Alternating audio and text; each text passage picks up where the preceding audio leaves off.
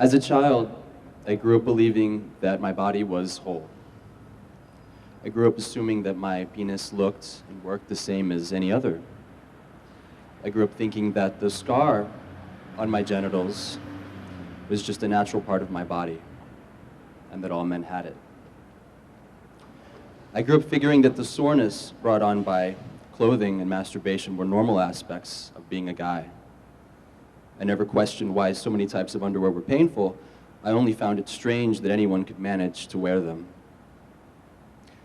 I was about 14 years old when I learned that part of my penis had been cut off. It seems like this is something that one might realize earlier in life, and yet I never did.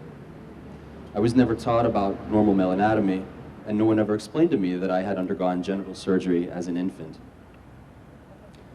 When I learned the devastating truth, my stomach sank and my throat closed up. It wasn't easy for me to accept reality.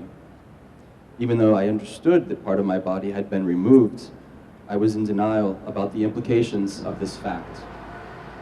I battled with depression, particularly whenever I had to see my penis. Each time that I got undressed to take a shower, I would see the scar, and I would be reminded of what was stolen from me.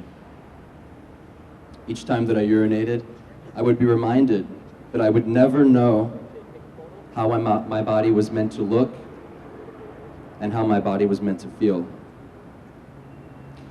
I was violated and helpless. I felt embarrassed and angry. I felt robbed and betrayed.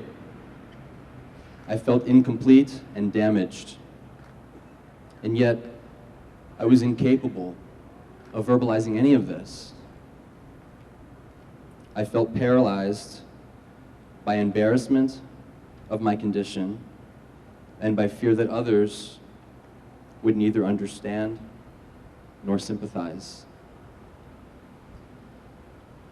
It took over a decade of trying to cope with my emotions before I gained the strength to take a closer look at the issue. I read about the functions of the intact penis. I studied the numerous physical, physiological, and psychological problems that can result from male circumcision, and I began to recognize many of them in my own life. I learned of the way that babies are restrained during the surgery and the various techniques that are used to rip, clamp, crush, and cut their tiny bodies.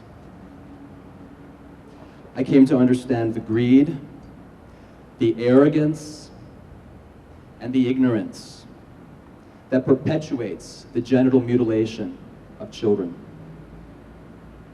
So now I speak out because I don't want any other child to have to make the same painful discovery that I did. That they were denied their human right to keep the whole body with which they were born.